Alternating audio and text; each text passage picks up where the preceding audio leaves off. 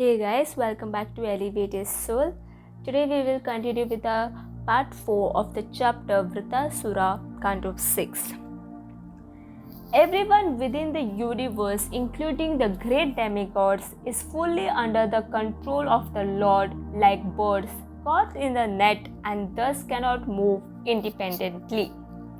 As a wooden puppet or an animal made of grass and leaves cannot move by itself but depends completely upon the person who handles it, all of us dance according to the desire of the Supreme Controller.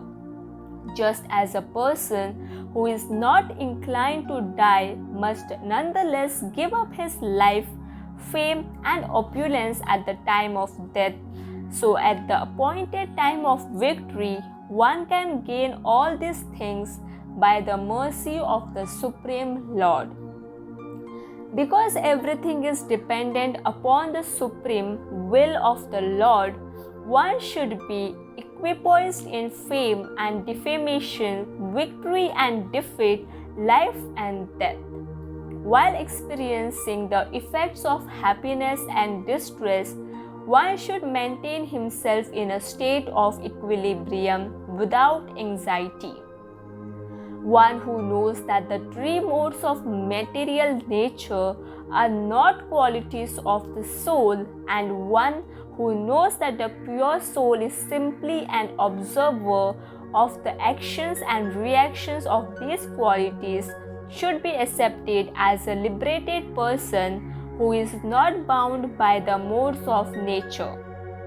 O Indra, I have already been defeated because my weapon and my arm have been cut to pieces. Still, I am trying my best to fight, and I am not at all morose. In the same way, you should give up your moroseness and continue fighting. Just consider this battle to be like a gambling match in which our lives are the stakes, the arrows are the dice, and the animal carriers are the game board. No one can understand who will be defeated and who will come out victorious, because the outcome depends upon providence. Vrtrāsura, although supposedly a demon, was so great that he was in effect acting as Indra's spiritual master. Vrtrāsura knew that he was going to be defeated, and he accepted it without remorse. Still, he continued trying his best to kill Indra on the basis that one should perform his duty in all circumstances, even though he may already know the outcome. Indra was certainly astonished to hear Vrtrāsura's very intelligent instructions, and thus he remembered how Prahlada and Bali Maharaja were also born in the family of demons. After praising Vrtrāsura, Indra once again picked up his thunderbolt and then smilingly replied, "O great demon, I can see by your understanding and determination that you are a perfect devotee of the Supreme Personality of Godhead. Generally, demons are absorbed in the mode of passion, and thus it is a great wonder that you have fixed your mind upon the Supreme Lord in pure goodness. One who is fixed in the devotional service of the Supreme Lord always swims in the ocean of nectar. For him, what is the use of the water in small ditches?" After discussing the principles of devotional service on the battlefield, Indra and Vrtrāsura continued fighting as a matter of duty. Vrtrāsura picked up an iron club with his left hand, whirled it around menacingly, and then hurled it at Indra. With his thunderbolt, which is named Shataparvan due to having 100 joints, Indra simultaneously cut the club to pieces and severed Vrtrāsura's remaining arm. While bleeding profusely, the great demon looked very beautiful, like a flying mountain whose wings had been cut off. Vrtrāsura then placed his lower jaw upon the ground and his upper jaw in the sky, so that his wide open mouth became as vast as space itself. His tongue resembled a large serpent, and with his fearful teeth, he appeared to be trying to devour the entire universe. Having assumed a gigantic form, Vrtrāsura made even great mountains shake, and while appearing like a walking Himalaya mountain, he crushed the surface of the earth. Suddenly, coming before Indra, Vrtrāsura devoured him along with Airavata, just as a big python might swallow an elephant. When the demigods headed by Lord Brahma saw this calamity, they became extremely morose and exclaimed, "Oh, what a disaster!" However, since he was being protected by the Narayana Kavacha as well as his own mystic power, Indra did not die despite being swallowed by the great demon. By using his thunderbolt, Indra cut open Vrtrāsura's abdomen and came out, to the great relief of the demigods who were standing by as spectators. Indra immediately began to cut off Vrtrāsura's head, which was as high as a mountain peak. And yet, although the thunderbolt revolved around the demon's neck at great speed, it took 1 full year to sever it. Finally, at a suitable time, Vrtrāsura's head fell to the ground, and upon seeing this, the demigods in heaven showered flowers upon Indra while beating their drums in jubilation and praising him with the chanting of the Vedic mantras. The soul within Vrtrāsura's body then emerged and returned home back to Godhead, so that he became an eternal associate of Lord Shankarshana.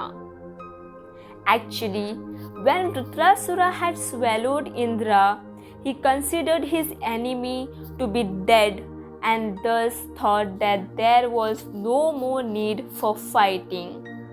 Having come to this conclusion, Vrtrāsura stopped all his bodily activities and situated himself in trance for the purpose of returning home back to Godhead.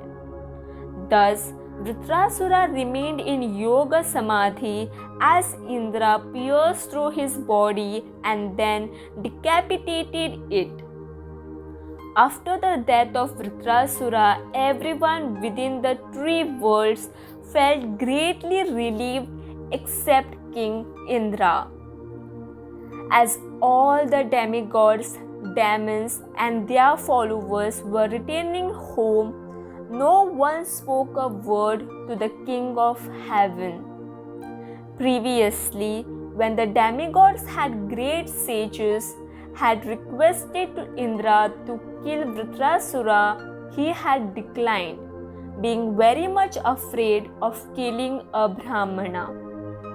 At this time, Indra had said, "My dear sages, after killing Vishwarupa, I received very extensive sinful reactions. Fortunately, with the help of women, the land, trees, and water, I was able to get relief. Now, if I kill Vrtrāsura, who is also a Brahmana, how shall I be able to free myself from the reactions?" The great sages replied, "O Indra, let there be all good fortune for you. Do not fear, for we shall perform an Ashwamedha sacrifice to release you from any sinful reactions you might incur due to killing Vrtrāsura. By the performance of an Ashwamedha Yagna, one can please the Supreme Personality of Godhead and thus become relieved of the sinful reactions for killing the population of the entire world and so what to speak of a sinful demon? In fact, simply by chanting the holy name of Lord Narayana, even one who is a dog eater can become immediately freed from all sinful reactions incurred due to the killing of a Brahmana, a cow, a father, a mother, or even one's spiritual master. Having become encouraged by these words, Indra fought with Vrtrāsura, but afterwards he became very unhappy for having killed a great devotee of the Lord. In addition, the sinful reaction for killing a Brahmana took shelter of Indra, and thus he could not gain relief from his grief. Indra had killed Vishvarupa due to circumstantial anger, but this time, under the direction of the sages, he had purposely killed Vrtrāsura. For this reason, the sinful reaction was greater and could not be counteracted by mere atonement or the performance of an Ashwamedha Yagna. The planned execution of sinful acts done on the strength of chanting the holy name of the Lord or undergoing any other means of atonement cannot be excused under any circumstances. Because of this, Indra saw sinful reaction personified chasing him in the form of a Chandala woman. She appeared to be very old, and because she was afflicted with tuberculosis, her entire body trembled and her garments and limbs were covered with blood. While breathing an unbearable fishy odor that polluted the entire area, she called out to Indra, "Wait, wait!" Indra tried to flee through the sky, but wherever he went, he saw sin personified right behind him.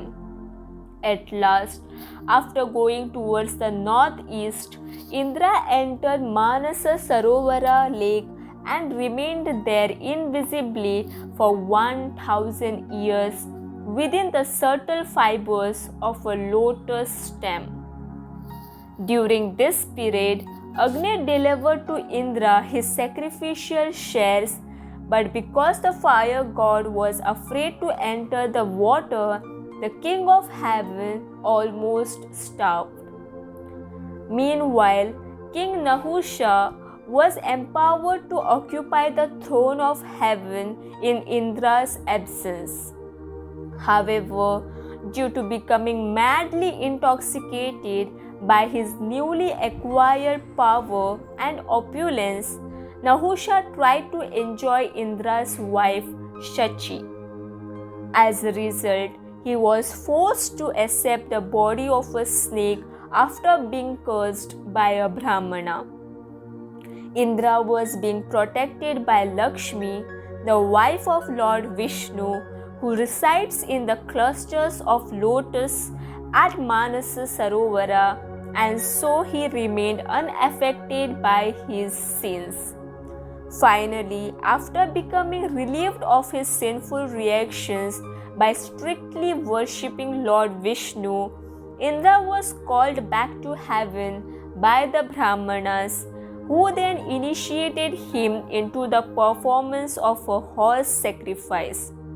In this way, all final traces of Indra's sinful reactions were vanquished, and thus he regained his exalted position and was once again honored by everyone. Sukadeva Goswami concluded by saying, "In this very great narration, there is glorification of the Supreme Personality of Godhead, Narayana, and his great devotees. By understanding this incident, one becomes relieved of all sinful reactions. In addition, he becomes expert in the activities of the senses. His opulence increases and his reputation becomes widespread. One who reads or hears this narration will conquer over all his enemies and his duration of life will increase. Because this narration is so auspicious in all respects, learned scholars regularly hear and repeat it on every festival day. With this, we end this chapter. Radhe Radhe.